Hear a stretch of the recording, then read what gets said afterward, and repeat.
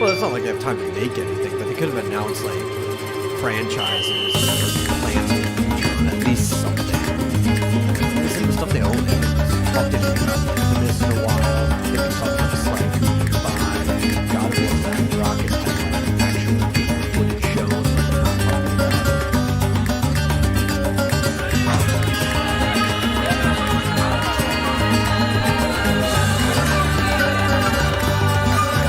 They should have taken a note from the State of the Union, right? About how things are right now. Talk about their plans for the future.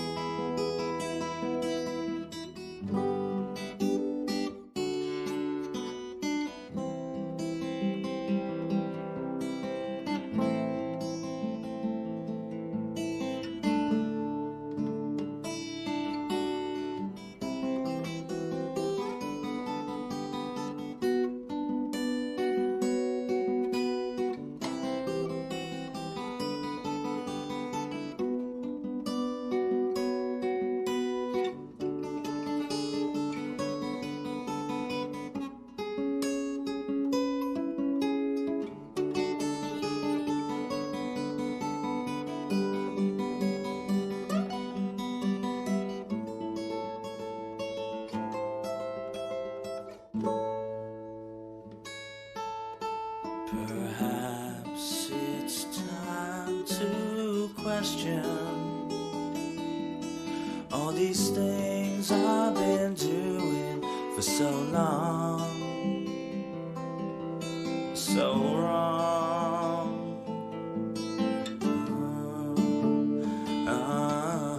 So much I need not mention, but the need within me is so strong for so long.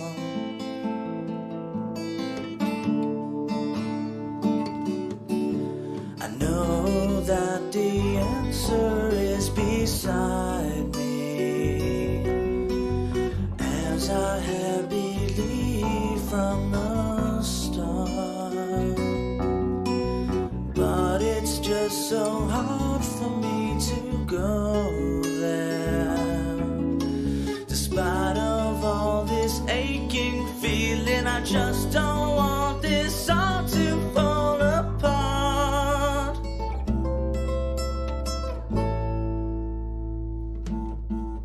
And as I look into your eyes, it's more like looking at myself through someone else, like no one else. Oh, this pain and hatred, never knowing from whence it came. I'm playing this game, it's always the same. In all this, there's one thing I could ask you.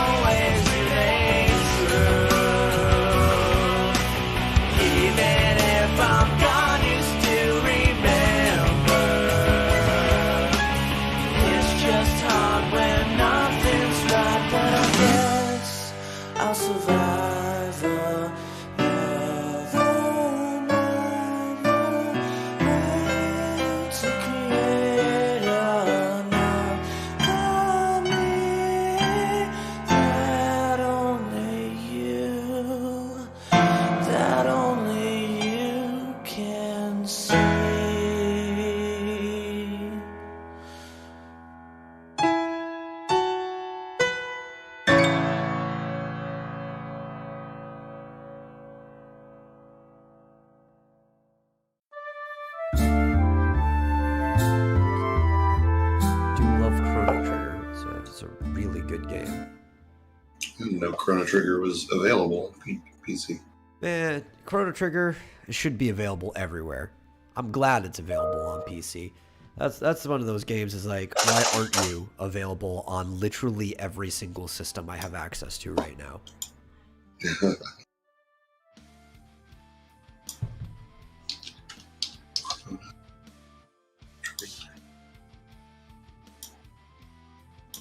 Age restricted? Huh. That's weird. I mean, I can understand it being age restricted for maybe teen and up, but if you're talking about like Steam, that shouldn't come up with like an age restricted thing because you're not even allowed to use Steam unless you're 13 or older. Yeah. Well, yeah, apparently it's getting ultra widescreen support. Everything needs ultra widescreen support now. I saw somebody streaming League of Legends ultra widescreen, so it had black bars on the top or bottom, kind of like how if you're on my monitor on Discord was just one screen, and they could see so much more of the field than I could. I'm like, dude, this is fucking cheating playing with ultra widescreen. You could see somebody ganking you from a fucking mile away. What the fuck? That should be banned. I'm sorry, man. Or at least let me zoom out more. I don't care. Yeah. Oh, so did you see what happened with Artesian Builds? Oh no, is there a follow-up to this? What is it? They're out of business. No. Ooh, the publicity was too much for them, wasn't it? Yeah. Because I know, like, well, I don't know if it cost. Well, I mean, it's not a direct cost to them, but I think we talked about how, like, Asmongold dropped them, I guess, as a sponsor. Yeah. And I'm sure a bunch of other people did. Well, they're out of business. They announced that they're freezing/suspending all activities, but that they are open to assistance or investment. Well, I'm not surprised, because all they are middlemen. And when your entire business plan is running off of the sales of other people's things, and then you're basically making commission on it for putting it together. Yeah. If you're not having a steady stream of clients, you pretty much can just topple overnight. Yeah, that appears to have happened. I'm sure they got a lot of cancellations and very few new orders. Yeah. And those cancellations would definitely suck too if they already paid for the products that the people were ordering and still had to refund it or whatever. Like now they can't get rid of it. They're down money. Yeah. So that only took a week. They basically went out of business, and all because their CEO's an asshole. Yeah. They didn't want to give away like one free PC to one small streamer. And think like how good that could have been for their business too, if people heard that instead of being an asshole, that they actually just gave a small PC to a small streamer. It's like, man, look, they're helping out the little man even. We should really like these guys. Yeah, well, I mean, I guess they had been doing that. Maybe I don't know. I don't know if it was like a one-time promotion or how often they, because I hadn't even heard of them before. Yeah, I haven't heard of them until this controversy either. Of course, I don't hear about most of these sites. Like, I didn't know about one that people like more meta PCs until this controversy either. But I think it's also like, unless you're constantly watching people who are promoted by these, and people usually have like 6 or 7 sponsors, so you never know which one you're going to hear about that day anyway. Like, I can make a PC. I don't need a service for that, so I'm never going to go looking into it. Yeah, I heard of Meta PCs because they sponsored the quartering. But, yep, I guess your fortunes can change just that fast. Wonder what the CEO is going to do next. Yeah. Well, that's why I always tell people, avoid becoming a middleman. It sounds very tempting because you can, if you're lucky, if your business scheme, or like a scheme, but your plan, a scheme doesn't have to be nefarious. It just has like that weight to it in modern culture. But if your business plan is strictly making money off of basically somebody else's backbone, it is nothing but profit, because somebody else, they're paying for everything that you would have paid for otherwise, and then you just make your end on it. But it's a very unstable plan. So unless you get very lucky about it being a necessity that everybody wants, it could just fall over like that. It's a very high risk thing. Yeah, my business was kind of like being a middleman because we weren't officially resellers, but we would basically, like, companies would buy Microsoft SharePoint.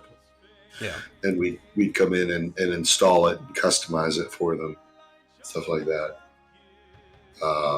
We did a little bit of custom software as well from scratch, but the bulk of our business was essentially installing and configuring off-the-shelf software products. Yeah. Which, as you know, obviously from doing it, that can work for a while. As long as the software is necessary as well, too. Yeah, well, that's the thing. It dried up really quickly a few years ago. And I think it was because, the software became very easy to just do yourself. Yeah. Like, a lot of companies were just like, oh, we can just install this off the shelf, and it's pretty, the latest version is so easy to use, we can just do it ourselves. Why do we need you? Well, that's like most software now, right? Like, I understand there probably was a huge need for that going backwards, even into the late aughts, but like going back further and further, unless you were a very tech savvy person, most software was a pain in the ass to configure in like the 90s, and maybe even back into the 80s. Now, though, like a 5-year-old can install a software onto a computer. They just keep clicking next with the recommended settings and stuff, and it just works. Yeah, trying to get SharePoint 2003 to do what you wanted to do was a pain in the ass. So, our services were greatly needed. But SharePoint 2019 is so easy to use. It's just like plug and play. Plus, if they really needed some initial assistance, they just call Microsoft. Yeah. Microsoft will send a representative out to set it up for you, and if you're a big business. Yeah, and the war you rewind the clock is like, sure, Microsoft's always been big in the computer industry, but the computer industry used to be a lot smaller, and so was Microsoft. Yeah. So you go backwards a decade or so, they couldn't send representatives out. Now there's so many people working for Microsoft, they probably have more employees than people using their software. Yeah, exactly. And that's, they realized, they do still rely on partners to help, but they also have their own consultants that they'll just send to clients. So, yeah, unfortunately, that's when I discovered that the real business is in truly making your own off-the-shelf products and selling that to thousands or millions of people. Like, the true business games. Is making sure you're irreplaceable. Yeah. Well, that's when, got interested in making games, because it's like, well, if I make a game, then all I have to do is sell it to, 100,000 people, and you're rich. And a good game never becomes obsolete. Like, they'll still be looking for copies of it maybe 20 years later if the game was fun enough, Yeah. Yeah. So just need to actually finish a game and sell it. But in the meantime, welcome to the Vomitorium number 130. As always, I am your host, Metal, and joining me is my co-host, Marsupial Gamer. How you doing today? Good. Got my coffee in my last Onion Knight Final Fantasy 14 mug. Oh, that's great. That's great. So, there's waking up. There's really no Onion Knight. Sadly, I guess technically you are, because you could be any job, and the Onion Knight was literally just a freelancer. But There's no Onion Knight. Yeah.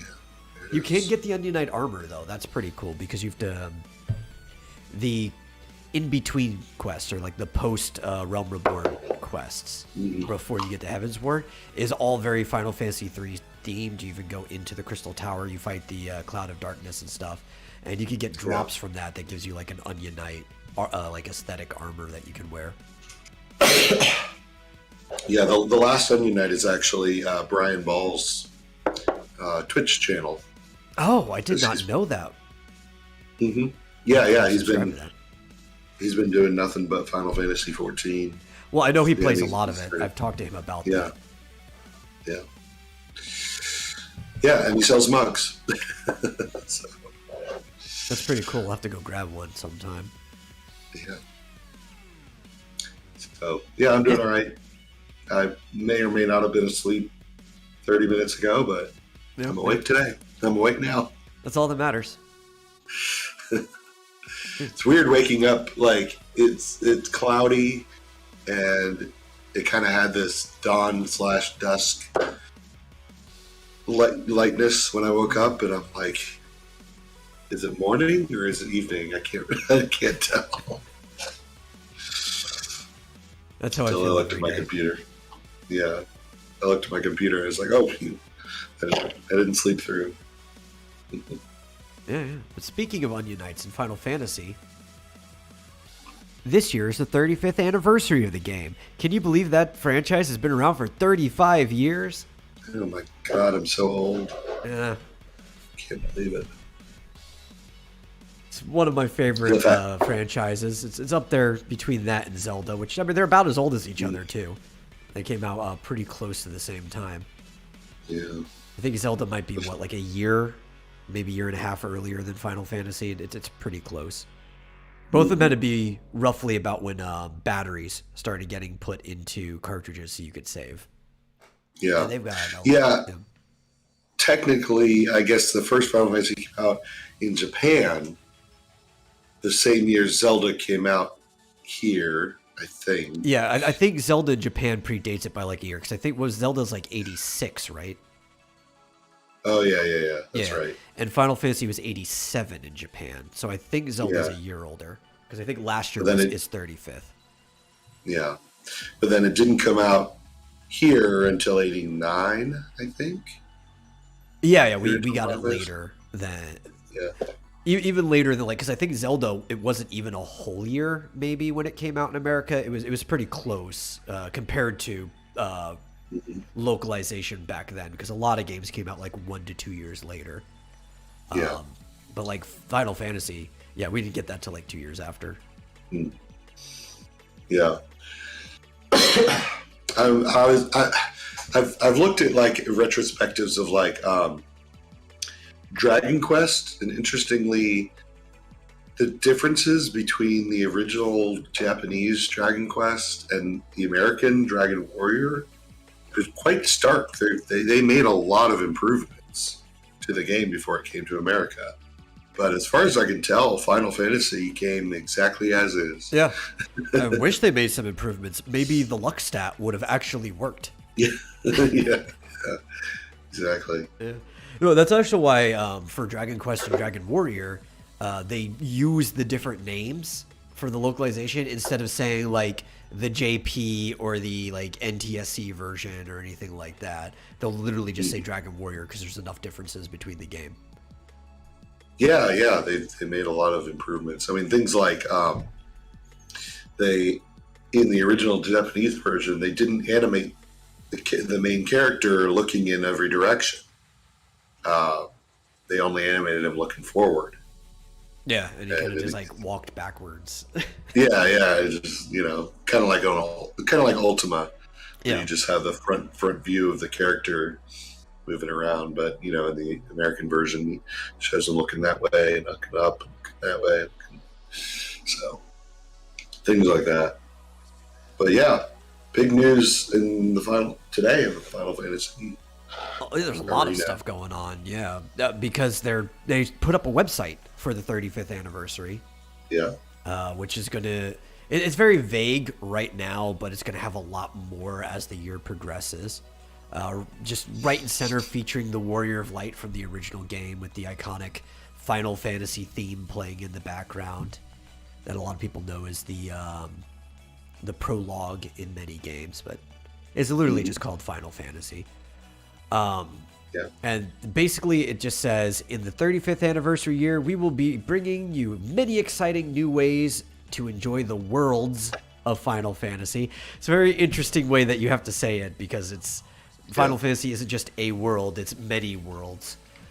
So please look forward to what Final Fantasy has in store, with additional messages showing the anniversary dates of Final Fantasy V, Final Fantasy VII, and Final Fantasy XI specifically, because they all share the same anniversary years, just pushed over by like 5 years. So 5 is celebrating its 30th, 7 its 25th, and 11 its 20th. And I actually have to push back against Kitase, who's the remake producer for 7. Because he says every year a number of titles celebrates their anniversaries, but if you think about it, so many from one series lining up is such a pretty unusual, right? And I'm like, no, it's not. Especially when you consider the fact that a lot of these games were intentionally released on anniversary dates for the original Final Fantasy, because 5-year anniversaries are a big thing. So you're going to end up with long-running series having a lot of games that end up lining up on anniversaries like that. Yeah. When you got 15 main games in a series, on average, you're going to have 3 every year are going to share the same 5-year anniversary. Yeah. It's like, it's not unusual at all. Yeah, Mario's got some games that have the same anniversary as Mario because they like to release games on those anniversaries. Zelda's got some. It's like, you run long enough to have these anniversaries, you're going to get these things lining up. Yeah. Oh, sorry, I didn't have the chat open. Good morning, Gamotron. Welcome. But yeah, the looks like the Stranger of Paradise, Final Fantasy Origin Stranger of Paradise demo has arrived. Yes, on PS4 and PS5. The final and full demo, not the smaller, like, test segmented demos that have been out. They've already had 2 demos, but they were all timed. So they would be like, they don't necessarily delete them off your system, but they should, because they become locked after that date. And it's like, well, now I just have data taking up the storage of my system that I can't do anything with. You might as well just erase yourself. Yeah. Although, is this one going to give you the ability to keep your saved game and carry it forward into the main game? I don't know. Here, actually, I think I have a... Yes, I do have a thing about that. Let me scroll down. If there is going to be one, there's no word for a demo for Xbox or PC yet, even though the game is going to be on Xbox and PC. Those may come out the day the game comes out, just like one of those PlayStation privileges. It does not say if it starts from the beginning and if you get to save your data going forward. Well, this article I'm looking at says that the demo will allow players to go through the first 3 stages. Well, if that's the case, then you would hope it saves over. The only one I found doesn't actually say what the thing is. Yeah. By the way, GMT is right. She brings up a good point that tomorrow is Mario Day, March 10th. Yeah. And that Mario games should all be released on March 10th. They should. I can understand, like, at first, why Nintendo wouldn't have planned that, like, way back in the day and just, like, claim March 10th for Mario. Because from the Japanese perspective, they don't write Mar 10. Because, one, March isn't March in Japanese. They have another word for it. And also, they write the numbers first. So it would be, they write day, month, year. Makes more sense logically. So it'd be like 10, and I forget the Japanese word for March. So they wouldn't see the Mario like we do writing it down. But that's something Nintendo of America should have started pushing on them very early once they realized it. Yeah. So yeah, for some reason this final trailer is not coming up for me. But at any rate, yeah, if it's available on PS5, I'll have to download it. Yeah. I'm just waiting for the day the game actually comes out because I plan to sail the high seas for my copy. Because fuck Epic Games Store. Yeah, I can't believe the PC version's coming on Epic Games Store. I totally believe it because they've been putting a lot of shit on the Epic Games Store, especially things that look like it was originally going to be PlayStation exclusive, but it's not. It's going to be on Xbox as well. But they've been striking a lot of deals with Epic, so I wouldn't be surprised if this got scooped up in there. Yeah, I guess Final Fantasy the 7 remake is on Epic Games Store. Yep, and so is the whole Kingdom Hearts series is on Epic Games Store as well. Now, I'm pretty sure those are still only going to be timed exclusives, but we have no idea how long of a timed exclusive. We're rolling up to a year now on Kingdom Hearts, and they have not announced it for Steam yet. So, I mean, I wouldn't be surprised if it even goes up to like a 2-year exclusive before they finally let it go. Well, speaking of launchers, the Bethesda launcher's going away. Did we talk about that before? No, we didn't, but I expected that after Microsoft bought it. Especially since everything's just going to be on the Microsoft Store now. Why do they need a launcher? Well, apparently they're moving everything over to Steam. Oh. I mean, they've had everything on Steam. Pretty much. Yeah. I don't know what was exclusive to the Bethesda store or whatever you call it. Well, I know Bethesda's launcher did help with mod organization, but only for the Bethesda mod, like the Skyrim mods that you can buy on PlayStation as well. Not any of the stuff that you'd still rather just be using the Steam community mods for. Yeah, it's not necessary. It doesn't seem like, but it'll be interesting to see how it works as far as if you bought it through that, is it going to all transfer? Well, there was another benefit too. So there's a lot of remakes of games for some reason, and newer versions, so like id Software games, are owned by Bethesda. So if you were trying to play like a classic version of Doom, even on like the Switch or whatever, they want you to log in with your Bethesda account now, which is stupid. But if you run it through the Bethesda launcher, you're already logged in, so it just clears that check. It skips it altogether. So I guess if you go to the Steam, you're gonna have to log in, or maybe Steam will now incorporate a Bethesda login. I don't know. Yeah, I mean, I have that on Steam. I don't remember having to log in to play Doom. Yeah, I don't remember for any of the games on Steam. I just seen people taking screenshots of having to log in on the like Switch versions and shit like that.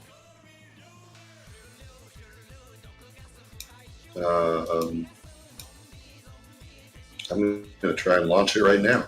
Yeah. See what happens. No, it just opens right up. I mean, it's just, as far as I can tell, it's just the regular DOS version. It might just be the console versions because they basically the consoles can't run a DOS version, so they're running a version that was basically reported as is for like Switch, Xbox, and stuff like that. And that version forces them to just log into the Bethesda.net or whatever it's called. Weird. Yeah. It's probably because the Steam version is still just the DOS version, and it just loads it up in DOSBox. Pretty much. Yeah, for Quake, yeah. To log into the botched remake of Quake if you want to play online. How botched is it? 'Cause I was watching a lot of like friends play it, and the multiplayer seemed fine, but I didn't watch anybody play through the single player to know if they fucked anything up. I haven't played the Quake remaster yet. Me neither. Yeah. Quake Arena was always my. I mean, I like Quake. Quake 1, 2, and 3, but Quake Arena, which is just Quake 3, is nothing but multiplayer. And then they made a live version of it, which is a Quake Live, and it's literally just Quake Arena but online.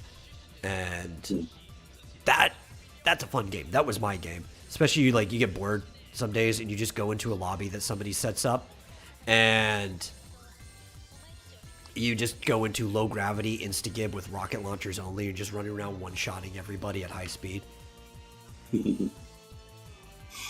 It's like ice skating in comparison to the original. Okay, yeah. It did seem very floaty, very slippery. Like people were just like sliding around everywhere, but you could still do like bee hopping, and like a lot of the old mechanics look like they were still there. It was fun to watch people just constantly falling in lava after setting their own traps off because they're stupid. Because I can't remember the name of the stage. It's like the word for being claustrophobia. It's like a manipulation of claustrophobia. And it's the only stage anybody I know ever likes to play on. And there's like lava, and the center area, there's a button you can hit, and the entire platform goes away, and people just fall into the lava. And I would see so many people hit that button and then go through the portal and fall into the lava because they forgot where the portal led before the platform came up and killed themselves. It's the funniest fucking thing.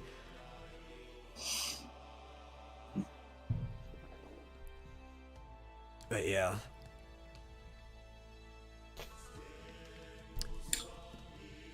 Probably just play the original version of the game. Most of it you can still play. Because you can use Hamachi or other virtual networks to just make a VLAN, and the games just see it as LAN, so there's no difference. You could play with whoever you want in these old versions of the games. Yeah. He says DM4 and 6 are both subtly different. Do you know what that means? Not off the top of my head.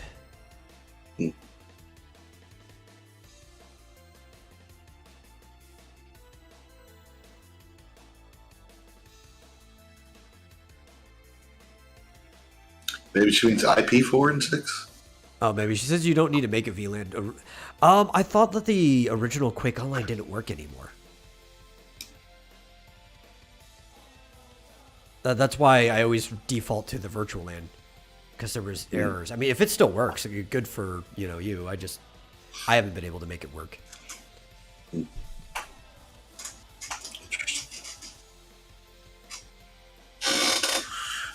Let's see. Well, I have a couple other stories, but you do. What do you got? I'll talk. I could toss it back to you if you want. Well, an interesting development. I was watching a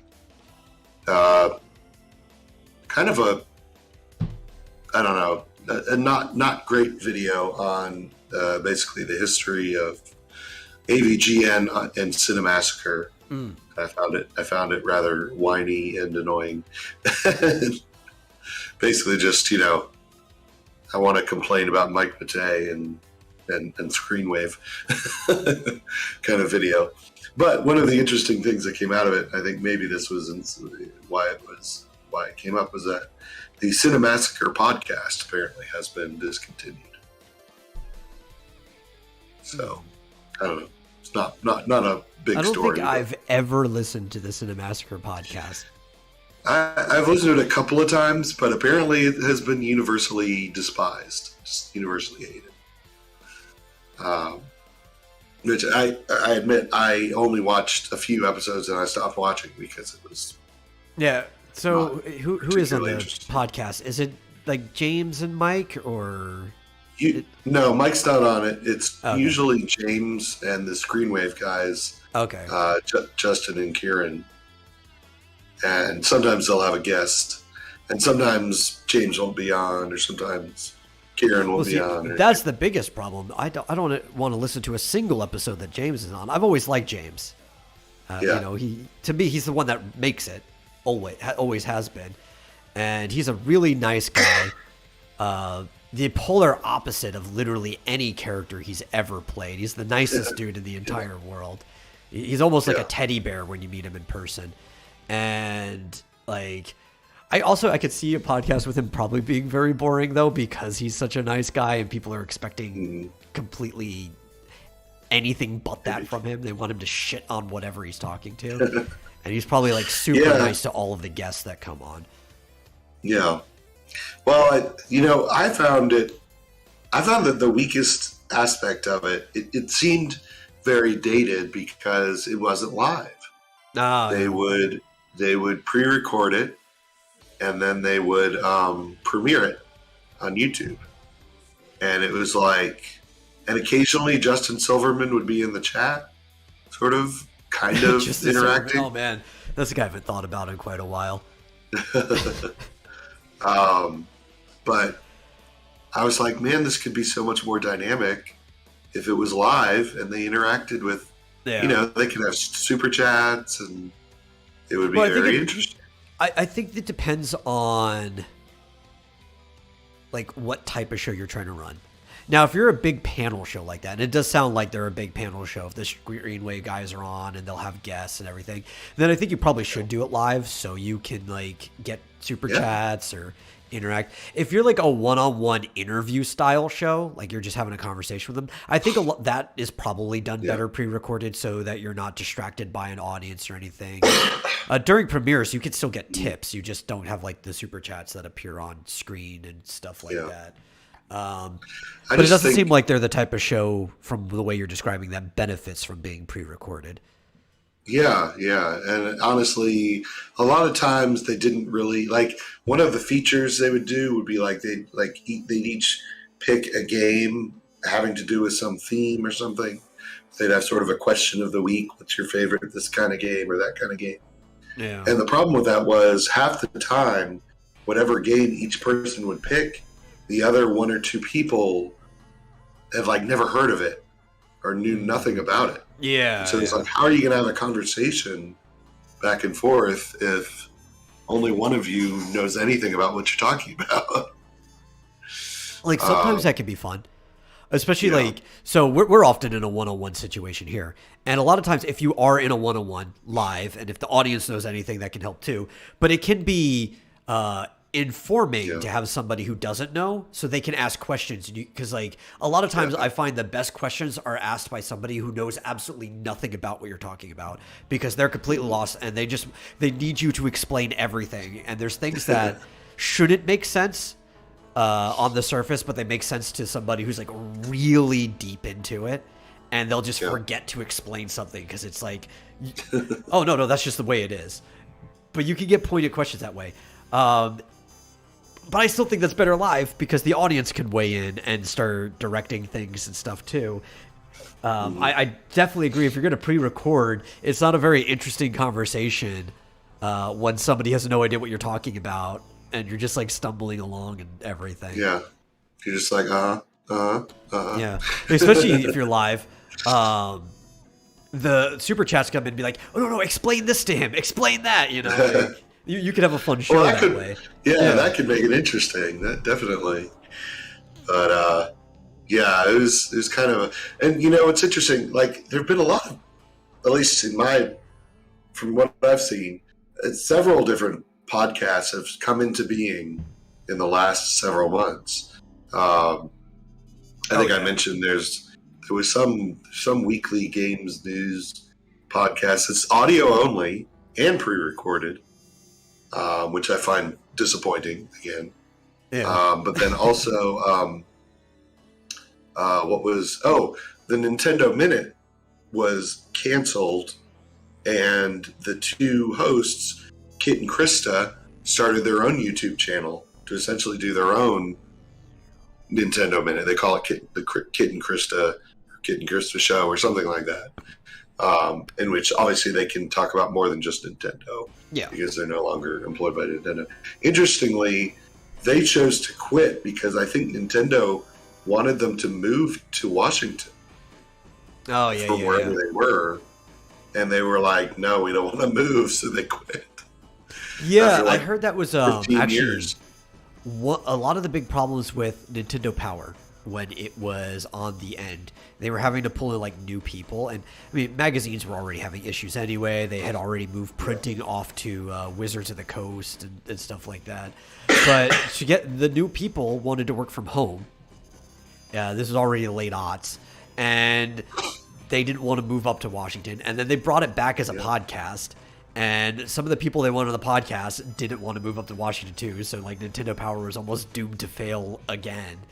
Yeah. Nintendo's just very weird, picky. like, you got to work here at the Redmond office if you're going to do anything.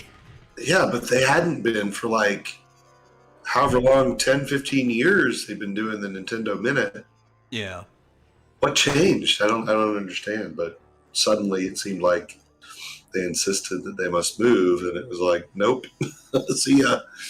But anyway, that one's also pre-recorded, and I think it kind of works a little better because they've been doing the pre-recorded thing for a long, long time, and the two of them interact really well together, and they have an agenda. Unlike they actually have like a schedule. Here's what we're going to talk about every day, or every week, whatever. But again, it would be so much more interesting if it was live and interactive. Yeah. I just, Speaking of being live and interactive, Fishozo says he's never seen a single Angry Video Game Nerd video, which I don't know if that's one of those things I can recommend to people. It's great. It's one of the best, but it's almost like one of those you had to be there to get interested in it. It's even like a time capsule of the internet. They're still good. You could appreciate them if you didn't like kind of grow into the culture that was Angry Video Game Nerd and those adjacent shows.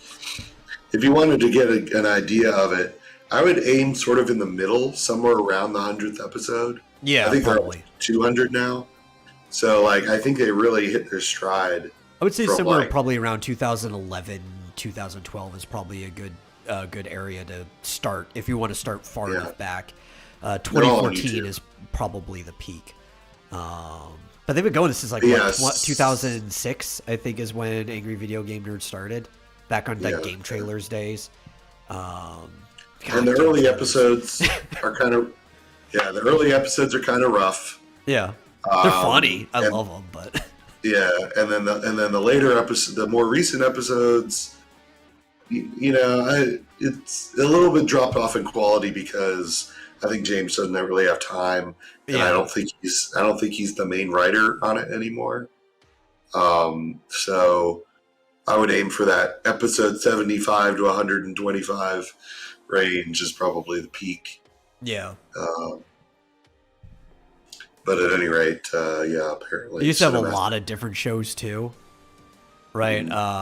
What was the one where it's something bullshit? The one where he's got like the actual cow patty on his face. You know what's bullshit. You know what's bullshit. That's it. Yeah, I just remember bullshit was in the name. Yeah, because that's even how it starts. You know what's bullshit. Yeah, one of the things this video I was watching was complaining about was that when Screenwave Media came in as sort of the manager of Cinemassacre, one of the things they started doing was censoring. And so they changed that series to You Know What's BS. Yeah. Well, the Cinemassacre was best when it was partnered with Screw Attack, because Screw Attack just let them do whatever they wanted. But sadly, that's an entity that doesn't exist anymore. Yeah.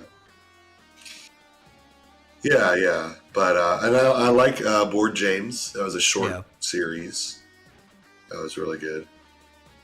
James has the best frown I've ever seen. I know. He does, like, his mouth makes it like a perfect U shape. Like, how do you even do that with your mouth? Yeah. Genetics. Yeah. Right. It's amazing. Especially if you've ever seen pictures of his dad or whatever. He's got like what I call hidden jowls. It's like they're always there, but they only actually show up when he frowns. So it just like goes perfectly into it. Yeah, a little upside down U. But at any rate, if Kit and Chris are listening, do live streams, man. They're not listening, but live they should. Streams. Even if that's not the main show, right? Like you could do like a Yeah. weekly show and then do like live streams in between, and that would probably entertain people. Yeah. I mean, think about it. I think there's like, it feels like there's this mentality of this distance, that celebrities, even minor celebrities, kind of feel like they have to maintain. And it's like, no, man, like that's not. Listen, as it's bad not as a the thing show anymore. is, even the modern version of X-Play does it live and acknowledges that there's a chat there. Now, they might acknowledge it for the worst reasons, but they acknowledge that there's a chat there. Yeah, but you can super chat. Like, what's that show? Forget. Like that's never mind. I'm never gonna remember it. The show that like Nick Ricado went on, that Jack Murphy was on when he imploded. Sydney's show. You are here, or yeah. it's called something like You Are Here. Yeah, I know the Sydney, show you're talking about. Yeah, I don't know. It's I don't think I've ever known the name. I've watched the show several times because Sydney's cool, but it's one of these shows. It's one of these shows where they read every. I mean, I'm not sure that they can always get to every super chat, but they try to read every super chat, and so you can actually interact with their, the host. It is. You Are Here. That's the name of it. You Are Here. Yeah. With Sydney Watson. Yeah. So and Elijah, who some, I don't know Elijah's last name. Yeah. If they have some famous guest, if you're in the audience, you can talk to some famous person. Yeah, and to some degree. Ask them a question.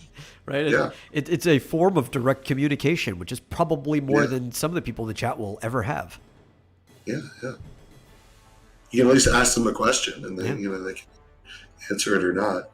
Or you could be so weird spurred berating them from the chat. They won't acknowledge you, but they're looking. They'll read it though. Sydney will read it. Yeah. Oh yeah, she reads like everything. Yeah, even if she doesn't understand why they are, she just reads it because it's entertaining. Yeah, she's like, I don't know what this means, but I'm just going to read it anyway. Yeah. Even when it leads the guest to scream at her, tell her to fuck herself, and completely implode his entire career, which is what happened. Maybe instead of exploding, you should just acknowledge like that's the past, and I've grown as a person since then, like every other fucking human being on the planet. Or just ignore it and say nothing and move on. Yeah, that would have been better. Everyone's got skeleton in their closet. I mean, some grosser than others, but they're there. Yeah. I do have another interesting story, but also before you bring that up to Fizz Shozo, who I believe is talking about his own property, Goofanoid Origins. We aren't going to hop onto any tangent like that right now, but for you and anybody else listening in the future, since we haven't brought this up in a while, if you've got projects or even like passions or anything you want to talk about, you can DM either the Vomitorium or me directly, and we can set up one-on-one live shows for you to talk about whatever your thing is. And the whole show will only be about you and that.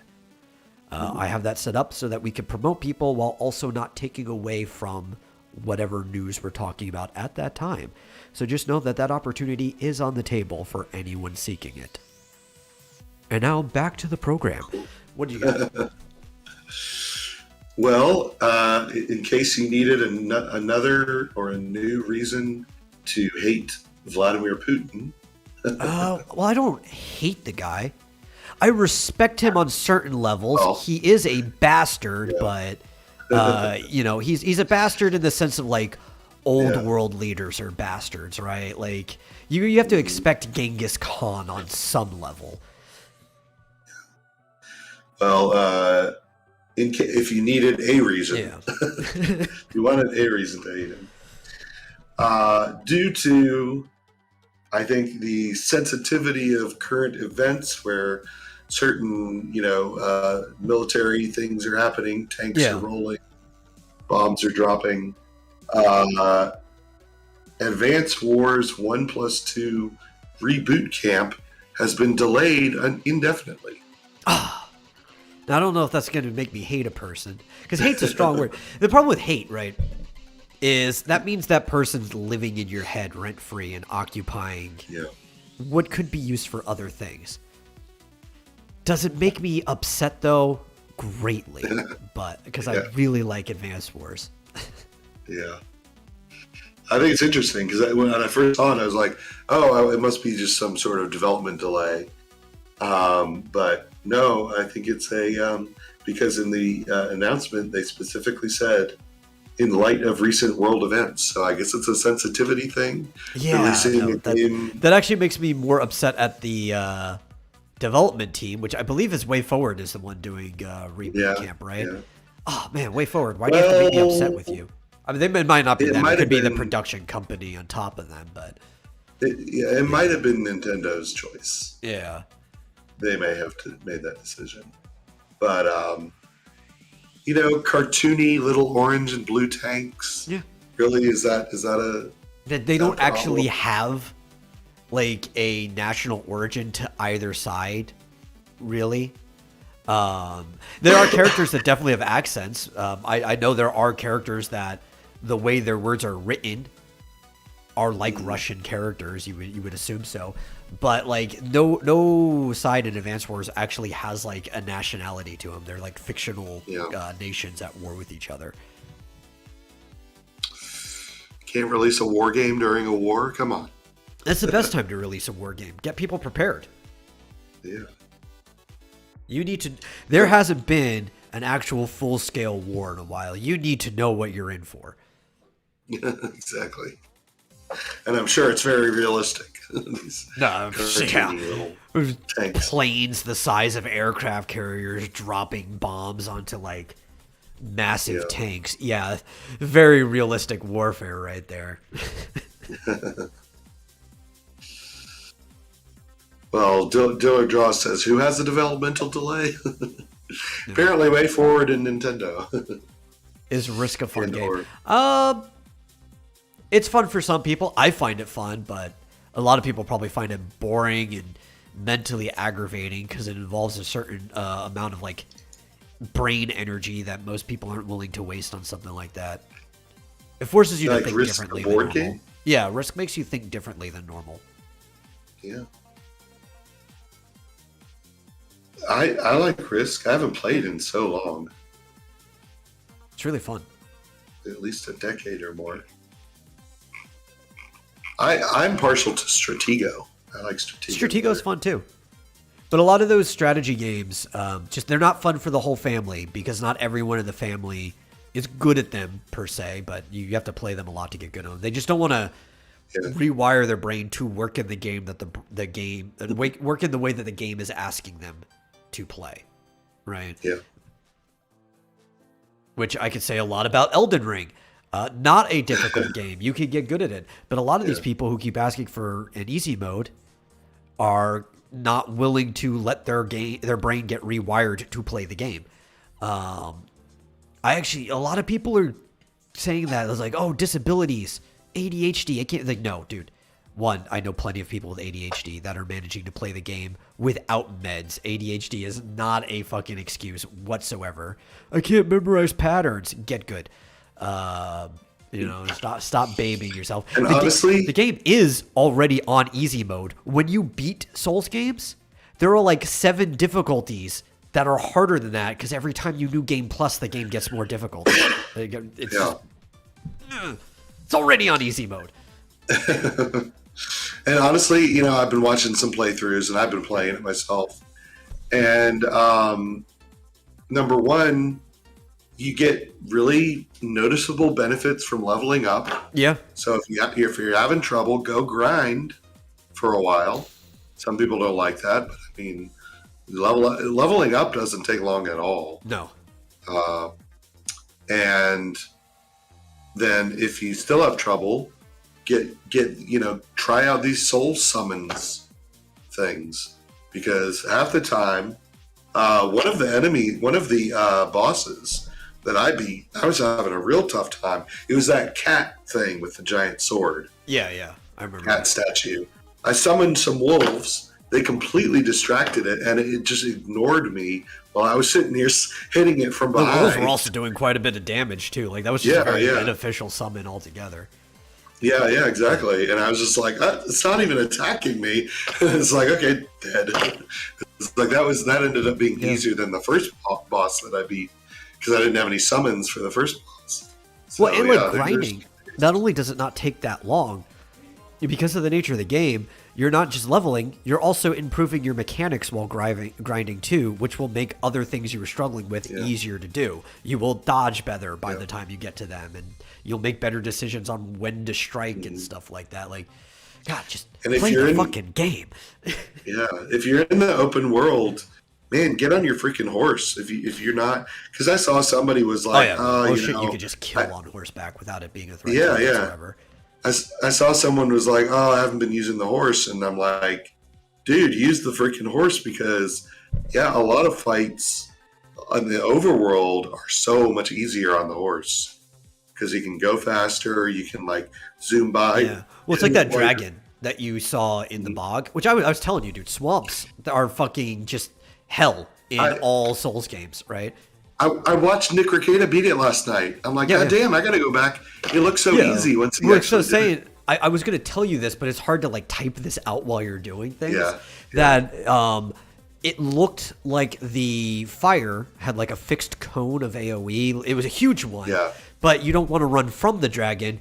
If you're on your horse at full speed, you can run past the damage of the fire and hit the dragon on the side or whatever. Yeah, that's what Nick kept doing because he would kind of go away and then charge towards it, and if it was going to breathe fire on him, that was good because he would just sidestep it. Its head, and the cone is smaller the closer you are to it. Plus it's in the front of the dragon exclusively.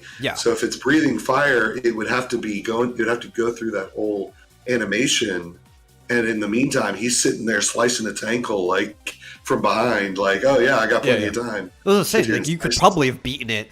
So most things in those Souls games, you can beat from level 1. In fact, a lot of people level lock themselves, and for a challenge, they try to beat the whole game at level 1. Yeah.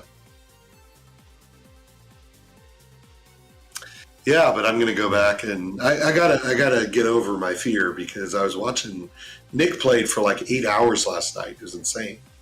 Yeah, and he was just beating boss after boss after boss, and I'm like, God damn. For those games, you can have caution, but you can't have fear in those games. Right, That's the thing.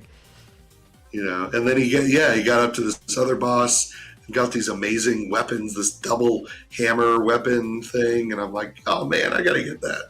Yeah. So yeah. And what's funny is he's like at level 30 or 35. He's done nothing but strength. He's like doing a role play, basically. His character is just nothing but damage. Like he's not raising vitality. He's not raising anything else. He's just strength. So he's killing things really quickly.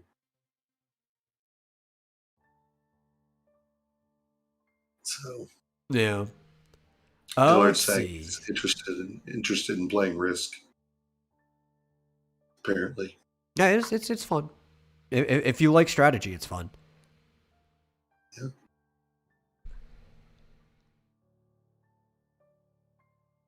So, let's see. I do have some other things up here. Mm-hmm. Apparently, AMD has finally come out and admitted that its CPUs are having issues with the Windows 10 and 11. They confirmed bug that causes stuttering that almost everyone with an AMD CPU has been having problems with. And they've been kind of ignoring it for a while, but they find like, yes, there is a stuttering bug in Windows 10 and 11. And the actual like firmware fix for it isn't coming out until May. Oof. Yeah. That is a long time. And it's something that everybody's been dealing with for a while now. I've had it. I've been playing in the middle of League of Legends, and all of a sudden I'll get a stutter. I'm like, oh, no, I just shot a spell off in the wrong direction. No!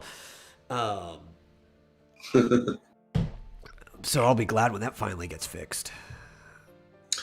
You know, I know in the past, actually in the recent past, people have been, you know, this is always this rivalry between AMD and Intel.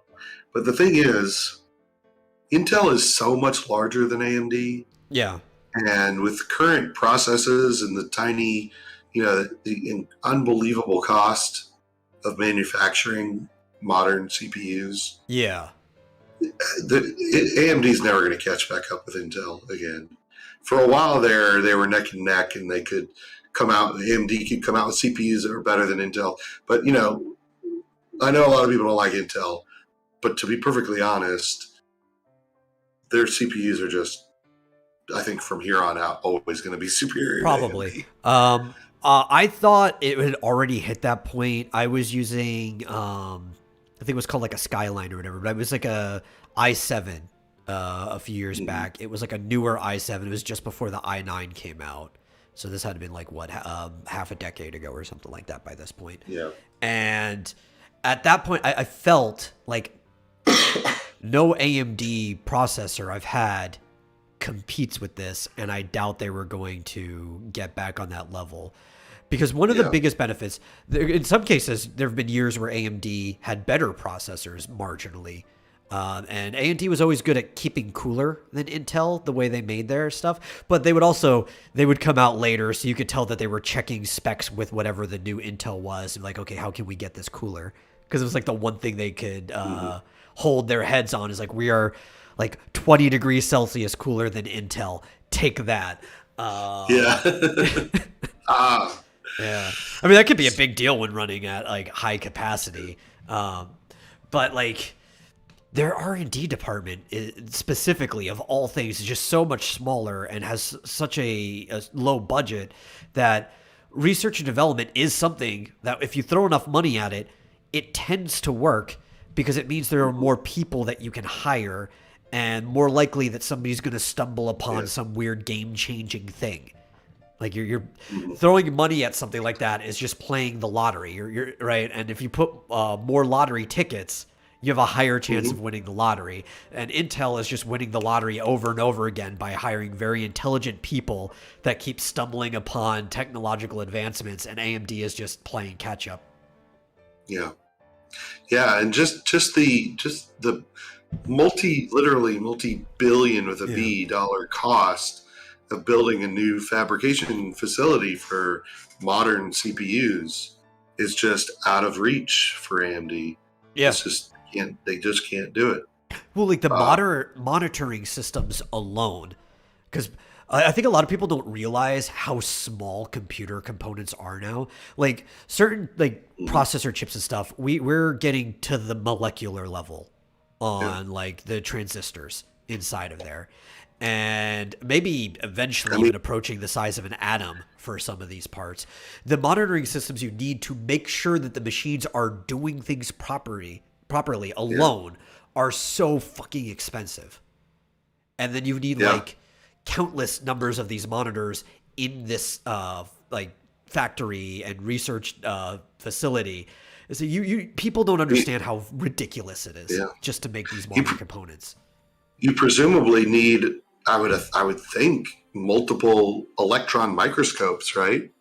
I mean, things like that to just be able to look at the chips and make sure that pretty much things like, you know, or some sort of equivalent to like you said, to monitor that the chips are coming out correctly. I think they use a lot of gamma ray monitors because X-rays don't give enough details. So for something that small, they have like it's similar to an X-ray system, but it's done with like gamma ray radiation through it, and it can actually show you like the fine shapes of the stuff you're dealing with. Yeah, it's crazy. Diller Draw says, "I've never beaten Contra or any Mario Brothers game." Well, that's a big scale of difficulty right there. Well, yeah, but you could beat either one of them in like an hour. Yeah. I mean, they're fast games. honestly. Contra takes a lot more mechanical skill to beat, Even if you do put in the Konami code and get like 99 lives, you're probably going to lose most of them. Mario, though, In fact, that's an easy game to beat without ever losing a life. yeah, I recently beat Contra, I think, on a live stream a few months ago, maybe a year ago. And yeah, it took me like an hour and a half, something like that. It's crazy. Short game. Yeah. I forgot what I was talking about. CPUs. Oh. You're not going to become the Hulk from Gamma Rays. right. Probably just get cancer. Yeah. GMT brings up an excellent point that I was going to bring up when we started talking about CPUs, actually. Exactly the point I was going to bring up. Yeah. The Apple CPUs are amazing. Did you see any of the Apple event this week? I didn't watch it. I normally don't, but I'll watch like clips and stuff later. I did see the information on the new phone they're putting out, and that actually looks pretty good. The green one? Yeah. That's like the budget one, right? Yeah, but like the fact that like the budget end specs look that good for something that is normally only a luxury brand, I think that's a good direction for them to take. Yeah. Yeah, I didn't actually watch that part. I think I heard about it. Yeah. But the new CPUs, so they're coming out with, among other things, essentially a new Mac Pro. Only they're calling it Mac Studio. It's like, the Mac Pro is a big old desktop, right? Yeah. Can't see my bottom hand. Well, bigger. The new Mac Studio is basically a Mac Mini, just like that. I don't know. Well, I mean, if you're watching us, it's not much bigger than the size of my head. But the performance, assuming they're telling the truth, looks amazing. It's better than any Mac Pro they've ever come out with. And they're doing their own. They're calling it M1. I think they're RISC chips. So they're no longer doing the Intel x86 chips, but their new M1 chips look amazing, absolutely amazing. And I have to say, this MacBook Air, I was able to think of the name, is running on an M1 chip, and it's really, really fast. Well, like another thing they showed with the phones, aside from that they have a budget version, is that they're also coming out with a new iPad Air that's going to be running on the same stuff that their next generation phones are going to be running on. And that looked really good. The touch sensitivity for electronic touch, as we're all doing OLED now. But the touch sensitivity seems even better than it was before. It looks like it's really just going to put like every other tablet like in its place. Just like throw it out of the market for now until people catch up. They've been putting a lot of money into improving this stuff. Normally, me, I'm kind of an Apple hater, but it actually looks like they've been not just trying to sell themselves as luxury, which is what they've been doing for quite a few years now. They're trying to get back to being the innovative branch that they were when Jobs was still around and in charge. Yeah. So that seems pretty good. Going back to basics. I would assume that Apple has even more money than Intel. Oh, yeah. Point. So for sure. They can definitely, they're basically... Well, who do you think Intel gets a lot of their money from? They get joint sponsorships from Apple, from Microsoft. Like a lot of people are dumping money into them. Yeah. The only downside, unfortunately, is with the RISC chip, they're no longer at least natively compatible with Windows. Yeah. So I used to have... They used to have Boot Camp, where you could boot a Mac into Windows. That doesn't work anymore. You used to be able to use, VMware Fusion to run a VM on a Mac for Windows. Now, Parallels does somehow emulate x86, but VMware doesn't do it. So, it's a lot harder to run Windows on a Mac. I guess I don't care anymore. Screw that. Dillard has a question. That is interesting, I guess. And he says, new processors use a type of PCM based on, how do you say that? chalcogenide glass. Yeah, which can be melted and recrystallized in as little as half a nanosecond, billionth of a second, using appropriate voltage pulses. Is that possible? Well, that I don't know much about that glass. That's a word is new to me, but yes, anything that's small and electronically malleable is definitely possible. So. It's totally possible. Did you just copy and paste that from probably some website? I mean, because you could use appropriate voltages to change things on the molecular level. So yeah, I'm gonna say that's possible without knowing too much more into it. Yeah, I'm curious to know what the difference really is between a liquid and a solid at that small of a size. Yeah, I mean, you're dealing with practically individual molecules to begin with. Yeah, and the difference is just that there is for the most part, a covalent bond, right? Yeah. And covalent bonds are very easy to break, as opposed to like ionic ones where they share an electron. So these solids are liquids waiting to happen. If you have enough voltage, then yeah, you can do both. You just put a part back together. It's the same thing as melting water at that point, you know? Yeah. Interesting. Yeah, I can't even imagine. I mean, like, it feels like you could put your head around how processors were made, like 30 years ago, when they had hundreds of thousands of transistors. You could probably kind of, and they were visible to the naked eye. Yeah, sort of. But nowadays, it's like you can't even imagine how processors are made today. They're literally transistor gates that are a few atoms wide. It's insane. Well, it's also why we can use flat pins now, because the pin itself really doesn't matter that much as long as there's just an electronic flow going between the chip and the board. It's all what's taking place in that tiny flat little computer chip. And even all the stuff on the board, people don't understand how many chips are on the board itself because they just look at this plastic motherboard. And it's like, no, look carefully. There's these little not modules and nodes all over, and all of those have little transistors in them too. You can't see it, but there's a lot of shit going on there.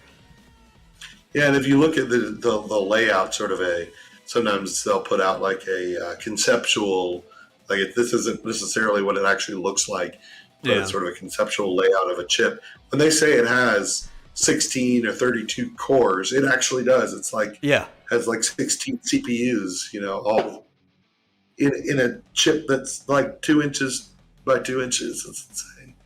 Yeah, that's the only way we figured out how to actually increase power is by making things smaller so we can fit more stuff in the same place, or by ramping up the amount of electricity that goes into it. So when we struggle to make things smaller, that's why voltage goes up, because it's now the only way we can increase it is by putting more energy into it until we can make things smaller again.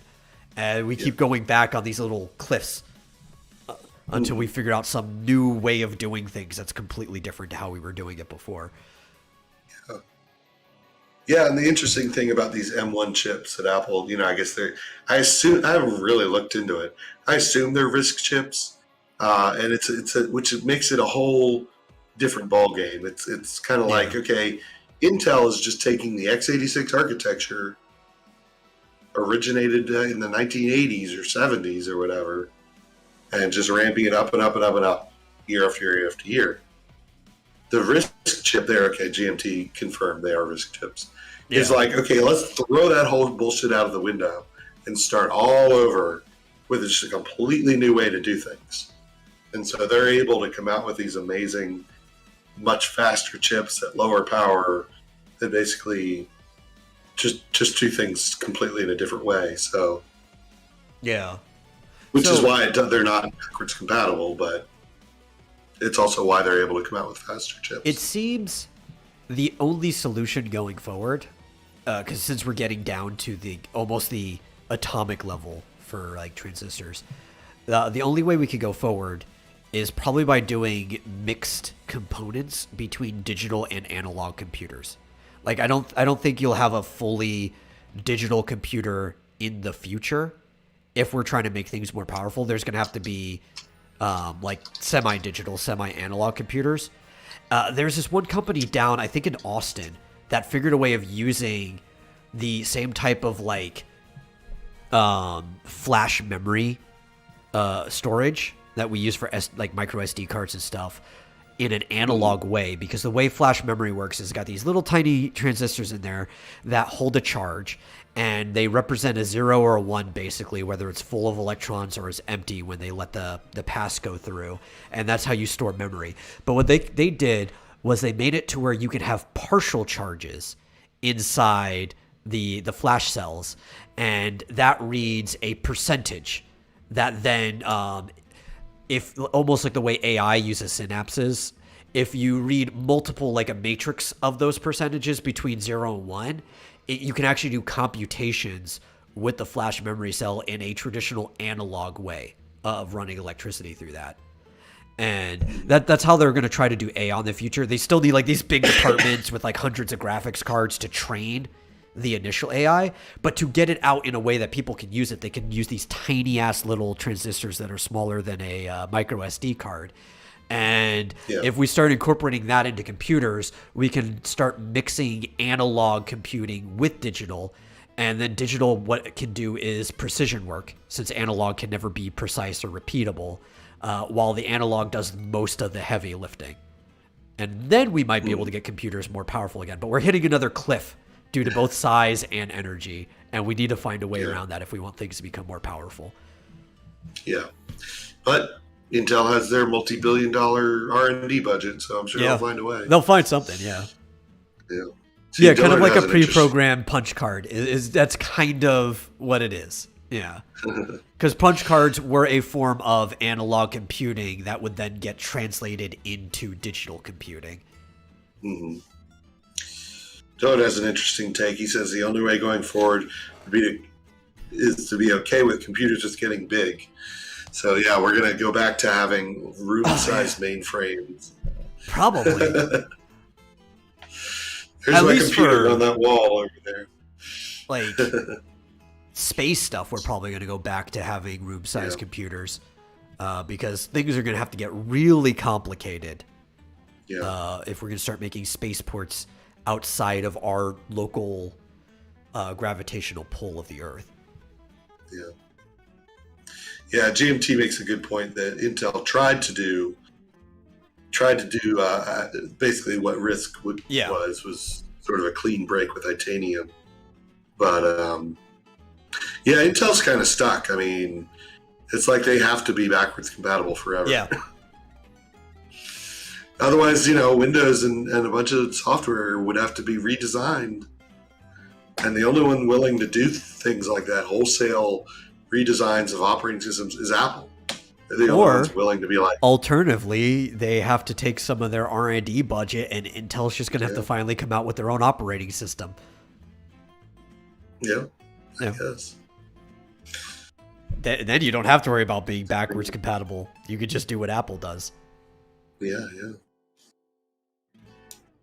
Speaking of competing companies, actually not, because Intel bought them a long-ass fucking time ago. NVIDIA is putting out the RTX 3090 soon. It's rumored to launch on March 29th.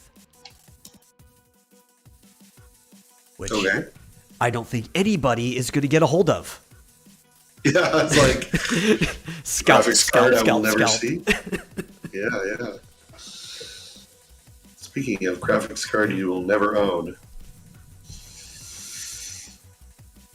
is it going to be fast? I'm assuming. It says it'll be available on. It should be available on shelf at 6 a.m. But no. Squeaker says that I've got gas to pay for. No video cards for me. Yeah, I think the scalpers are going to find themselves in trouble this time because at least the last time they were scalping, a lot of people were getting like checks from the government and stuff, so they could afford to sell things. Now nobody's getting any checks, and gas is probably soon going to cost like $10 a gallon in certain areas.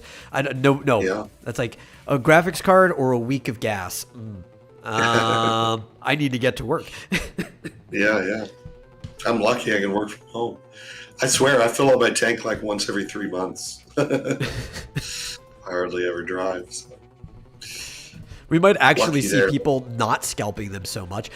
You'll still see them disappearing because a lot of these miners, even though graphics cards, like GPU, are not the most efficient thing for mining, it's what they can get a hold of with supply chain shortages. You'll see a lot of these miners probably taking them out before the scalpers do.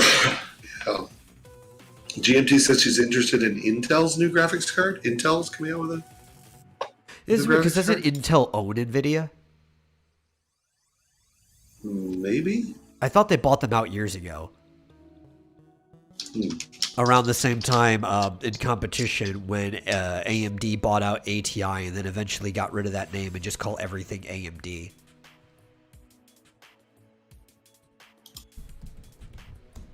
Yeah. Wait. See, what are their parents? God, I hate it. I hate it when you do a Google search and it comes up with text that seems to answer your question, but when you click on it to go to the website that it's coming from, it doesn't. It's not. Yeah. It's not even related. So AMD merged with ATI. Yeah, years ago. And then they got rid of it. They got rid of the name. As far as I can tell, Intel did not merge. Oh, you know with what? or They just buy. had a partnership with Intel for years. Yeah. Yeah. I see. I thought it was a merger. I have to look back to the date. I remembered it was just a partnership. I guess they ended that partnership if they're coming out with their own. Yeah. I feel like I heard about this.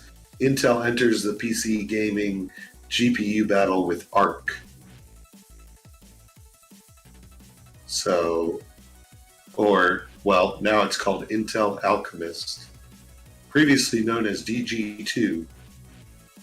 I guess that's the name of their new graphics card. Performance target is NVIDIA, I guess, of the first one they're releasing. Yeah. GeForce RTX 3070. That's what they're looking at competing with. And you said the 3090 is about to come out? That's the one. Yeah, the 3090 Ti is the one rumored to launch on March 29th. So, I don't know. I'm seeing release date Q1 2022, but I haven't heard anything more about it. So. Interesting. Yeah. So what I've heard is NVIDIA, aside from trying to make more graphics cards, but this is the reason why they're trying to make stronger graphics card, is that the main thing they're working on these days is artificial intelligence. Like that's their big R&D, which makes sense Intel? because NVIDIA, because most AI is computed through like many GPUs threaded together. So it makes sense why like GPU companies would be the ones primarily working on like AI research because they have all the GPUs to work on it with. Mm-hmm. Okay, GMT's saying it has been moved to Q2. Interesting. I doubt it's going to be a problem though, because even though the 3090 is coming out, most people are working on older cards anyway, especially with how hard it is to get a hold of a new card. So even if they have something that benchmarks to the 3070, most people probably won't be able to get it for quite some time, but they're still working within parity of what most people have access to. Yeah. I mean, I imagine the 3090 when it comes out, probably the MSRP will be like $800 to $1,000. Right? Probably. Maybe So a little lower, because I know they dropped again. The first time the Titans came out, the actual Titans, we saw like a $200 price drop because they were getting over $1,000. Then they were going back up again. Then we saw a price drop basically just before people started scalping. So they've cost more than $1,000, but that's not the actual MSRP for it. So we'll see. I'm guessing maybe somewhere $700-800, but like you said, I'm not sure though. It's really hard to tell. Yeah, but of course, if it's scalped, it's going to be 2 to 3 times that. So yeah. If they've really been efficient about it, maybe they'll get it down to $600, and then we'll see what happens. Yeah. Well, I mean, Intel coming out with their own, that's more competition, so that might push the that's price actually down probably more. going to be the problem, right? So one of the reasons NVIDIA cards specifically were getting cheaper, I'm assuming it was just a partnership, but they were working with Intel for a while, so they were getting a lot of money from them. If they're not currently, and Intel is a much bigger company with a lot more money. They might even be able to afford to sell a powerful card cheaper anyway, just because they have all of the resources to make it cheaper. We might see prices drive down in general if Intel does it. Which could be painful for NVIDIA. Could be painful for everyone. I think the only reason AMD will be fine is the fact that they have the same reason why Intel will be fine. They can optimize their GPUs to work with their processors. Right. Well, you want to know what else is also probably not coming out in Q1? What? If you're going to say Breath of the Wild 2, I already know that. Yeah. No, but because the release date hasn't been announced, the Teenage Mutant Ninja Turtles Cowabunga collection. Cowabunga? What's in that? I forget. What's in the Cowabunga? Everything. All of the things are in the Cowabunga collection. Apparently, this was announced today. It was in the PlayStation State of Play, which I'll probably be watching after this. Name a TMNT game. It's in there. Everything. Even that horrible Platinum Games one that was trying to be a beat 'em up but sucked at it. What was that? It was Nickelodeon's tie-in one. There's a Platinum Games like Teenage Mutant Ninja Turtles. It was awful. Is that a fairly modern game? Yeah, it was fairly modern. That's why I said everyone. No, it looks like the arcade games, the NES games, the SNES games, Sega Genesis, and Game Boy. Yeah. So this is a collection that's obviously going to come out on Switch and every other platform. But I'm surprised to see. Oh, even the Game Boy games are going to be on here. They've announced. What's cool is that the arcade versions of TMNT and Turtles in Time are going to be included, and the reason I like that is because they're better. The arcade 1-up cabinets.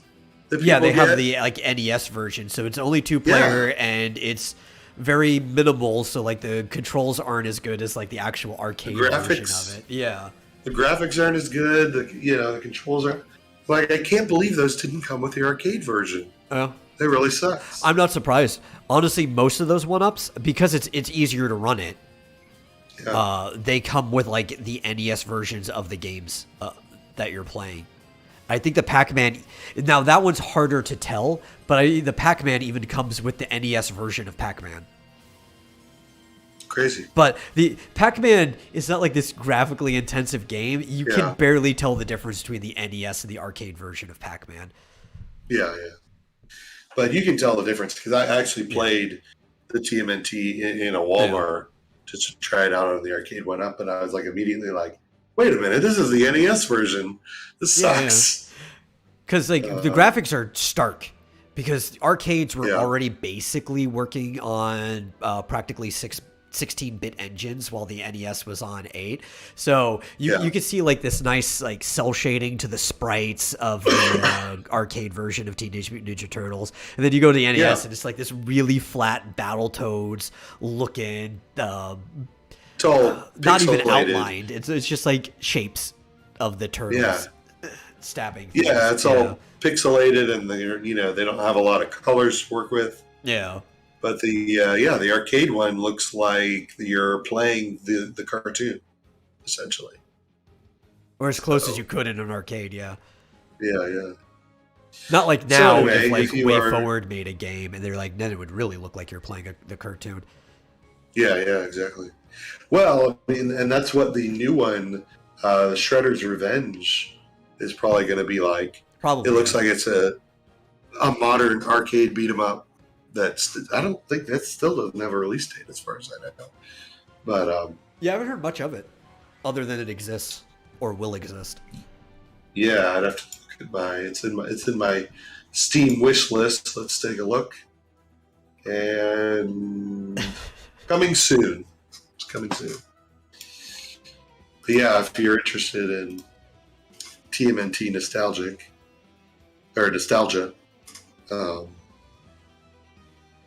sometime this year, presumably. Sometime.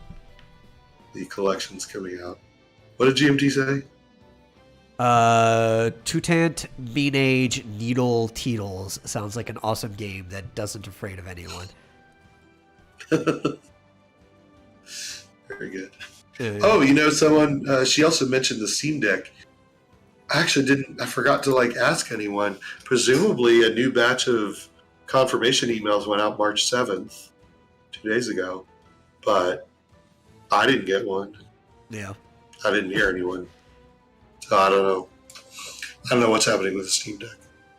Yeah, well, yeah, I think they're not going to have to worry about scalpers because, one, to anybody who's interested in it, who wants it at market value, you're not actually going to the store and trying to, find it. Yeah.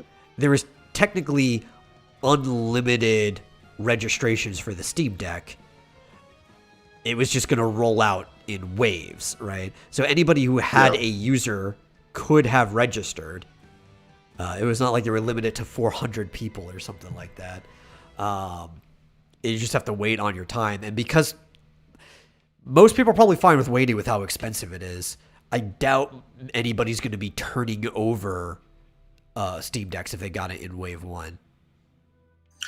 Yeah, GMT says she has a friend who's getting one tomorrow. That's cool. But yeah, I mean, and it's tied to your Steam account. So I think it was one order per Steam account. That's it. So it was kind of, I guess scalpers could create 100 Steam accounts, but I think the way they did it with basically a waiting list. Yeah, so I think they also, if I were to guess, obviously there's no way of proving this, but if I were to make any guess, they probably looked at activity. Not even necessarily like games purchased, but like actual activity on the account. And if you were an older and more active account, you were probably going to be closer to the top of the list. Now that could still mean a year away because there's a lot of people who have Steam accounts. But all the people who would make new accounts that have no activity are probably dead last in the list. To the point where by the time they would get it, they're probably just going to be selling them in their store online anyway. Yeah. Now, actually, GMT says her order was bumped back to Q3. I think mine was too, because I'm looking at my reservation, and it says your expected order availability Q3 2022. So, not until the fall. Oh, man. Come on. So horrible. You can't just play Steam games on your computer until then. Ah, man. It sucks. And well, I mean, you're still going to have to be playing most Steam games on your computer after then anyway, looking at what's available to play on the Steam Deck. Yeah. No, but actually, speaking of which, I do check that every few days. Yeah.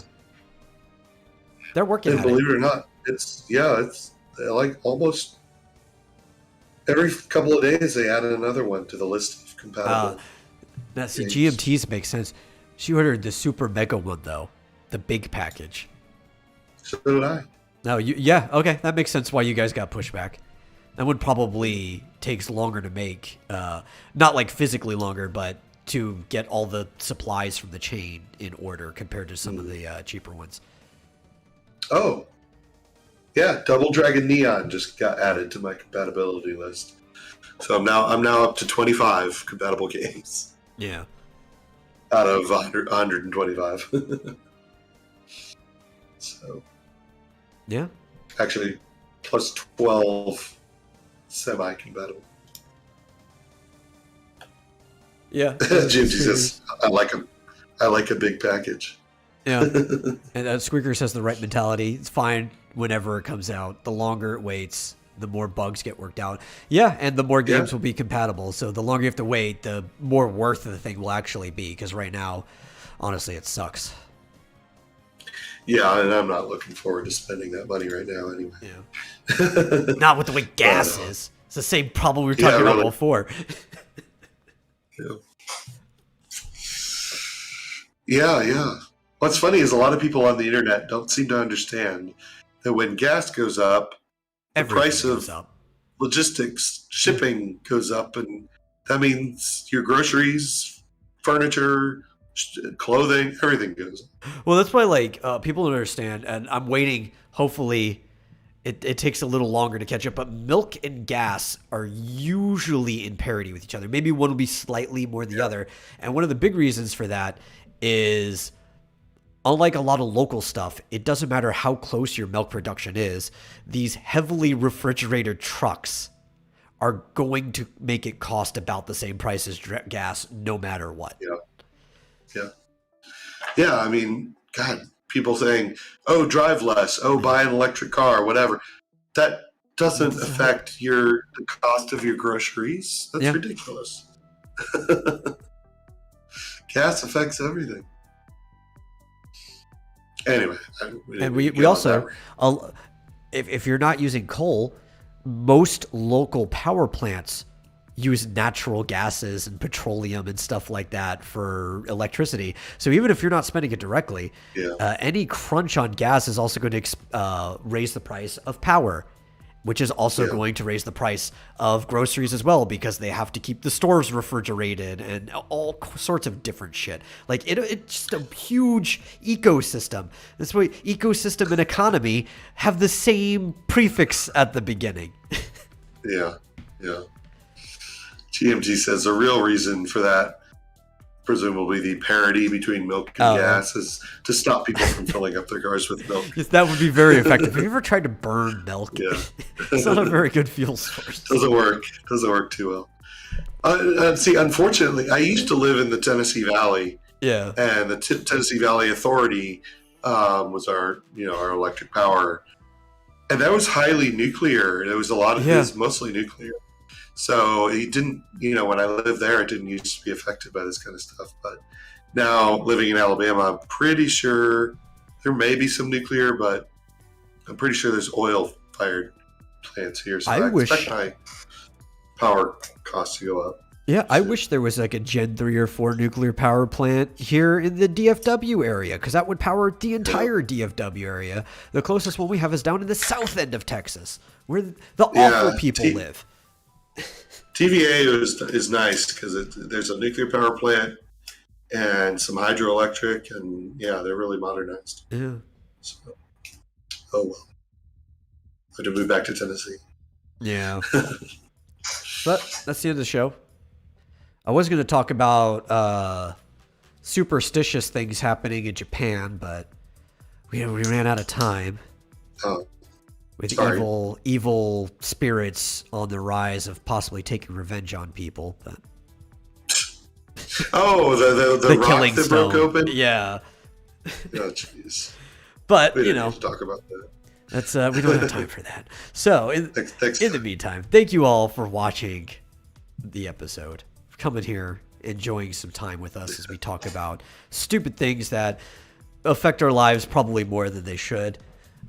If you enjoyed the show, please share it with somebody else who enjoys it. If you really like the show, consider giving a donation to streamlabs.com/vomitorium live to help pay for our monthly hosting fees. We have a little start here, thanks to John Diller last time with $5. Anything we get in there is less money I have to take out from other ventures. And we'll see you guys in the next episode. Bye-bye.